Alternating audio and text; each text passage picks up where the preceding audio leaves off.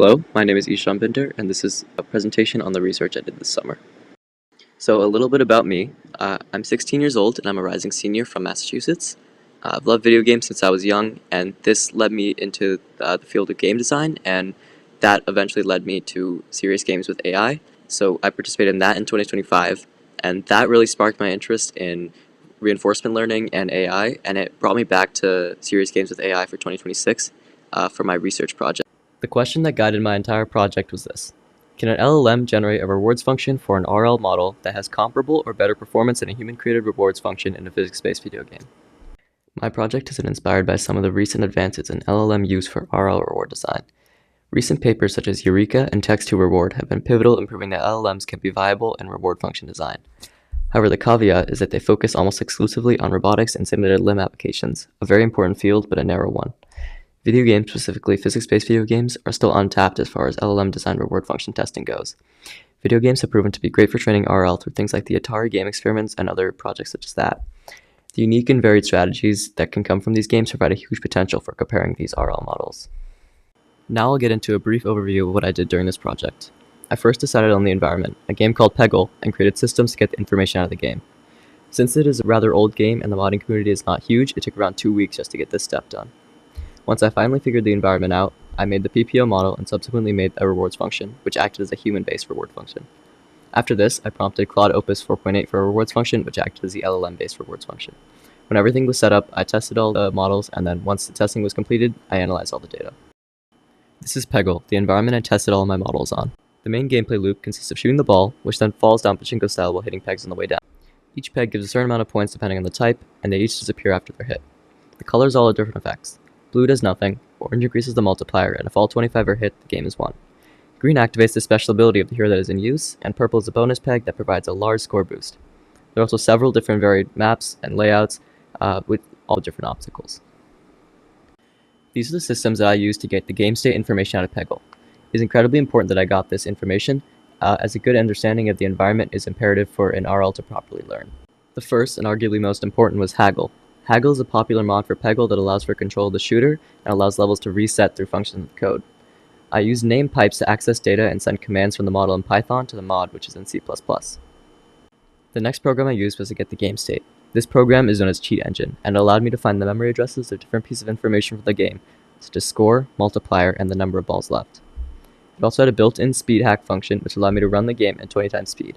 A run that previously would have taken over 3 minutes could take around 10 seconds with this program. The final and most difficult thing to implement was peg detection. I tried many different ways to do this, including looking through the memory with Cheat Engine and even searching through Haggle to see if there's some kind of function I could use, but in the end every attempt came up short. Finally, I figured out that I could use computer vision to search for the specific colors of each peg on the screen so that I could find their XY positions and their types, and then load that into an array that I could feed into the RL model. Once I finally had the entire game state figured out, I could finally move into the real RL development. For my testing, the process was simple. Each model would get 2,000 training episodes. Every 40 episodes, 5 validation episodes would also run. During these 5 validation episodes, no learning would occur. As for the models themselves, I ran the RL models with the human and LLM design rewards, but I also ran a model with completely random shots to act as a benchmark.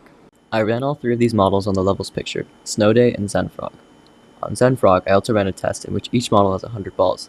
Since the standard amount is 10, this was basically infinite, and would allow me to test endgame performance. On this level, I also ran a human test where I, an average player, played the game for 10 trials and recorded the results. Here's the final results and analysis from my Zenfrog testing. This is most of the data that I collected, graphed, and sorted by model. To me, a few things jump out instantly. For one, it's clear from the second graph that the human model is learning.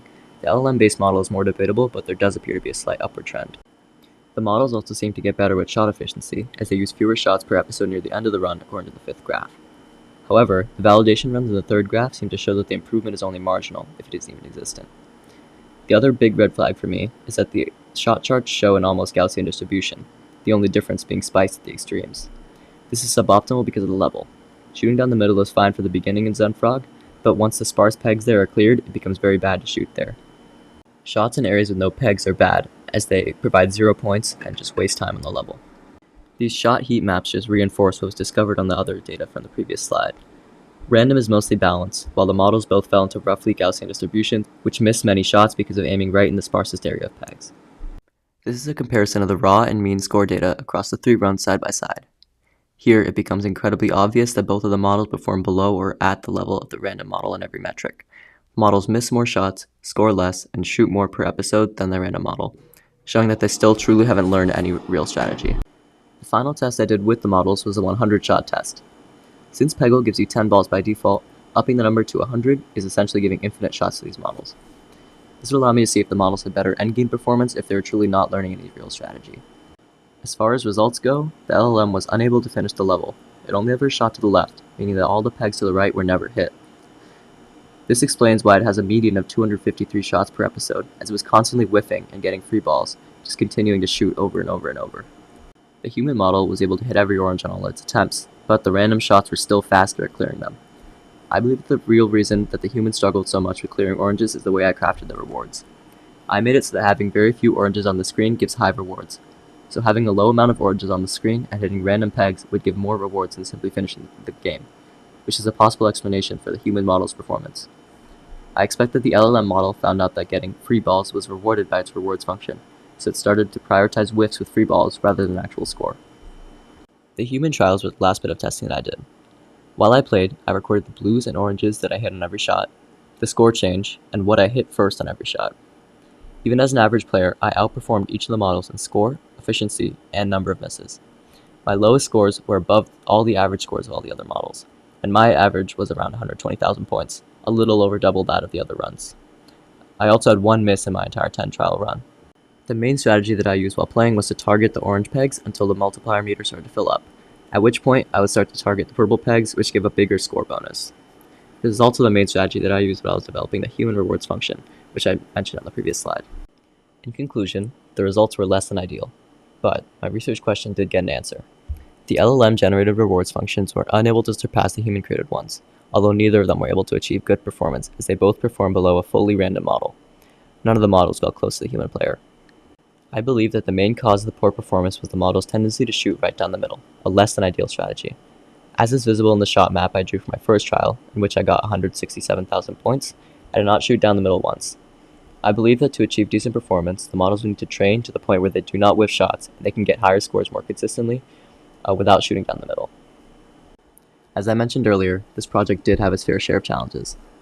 For one, there are many different game states and menus that all required button presses at different parts of the screens in different orders. Finding a new state while I was away during testing led to the loss of hundreds of runs over the course of the last month. Also, I would often run testing with my monitor off at night, but this created an unforeseen problem. The peg detection stopped working when it was off, leading to no position data coming in and there being no counts for the number of pegs hit, ruining thousands of training runs as the RL could not properly learn. Certain maps, such as Zenfrog, had similar colors to the pegs in their backgrounds, which led me to reworking and tuning the peg detection multiple times, and this also led to the loss of hundreds of runs. There are many places that I'd like to take this project in the future. For one, closing the loop would be interesting to look at. By giving the LLM extra chances to edit the rewards functions based on data from a complete training run, it would give it more chances to optimize and get better, not be locked into a single chance. More training would also be incredibly useful. 2,000 runs is not a lot of training for an RL like this, and the upward trend did exist according to the data. The models may have just needed more time to optimize and truly learn the skills that it takes to play Peggle. The lack of training time could also explain why the models had lower performance compared to the random and human plays. Recording the intent of the model is also another interesting place this could go. Figuring out what the model's goal is before it even shoots and how that evolves over time could be an interesting metric to look at. Qualitative data analysis could also be very interesting to look at. I initially planned to do this, but in the end, just getting a working product out became more important to me, and various trips also made it more difficult to sit down and watch trials. Looking at how strategies and skills changed over time could be very revealing for learning. My research this summer has taught me a lot, from the hammering in the basics such as structuring and scoping research independently, to more complex things that I hadn't really tried before, such as reverse engineering when I was trying to get information out of Peggle. I also went deeper on the skills that I learned last year in serious games with AI. These included RL, AI in general, and data analysis, all things that I really honed in on this year. Overall, the past 2 years have been transformational. Thank you for listening, and I'm now open to questions.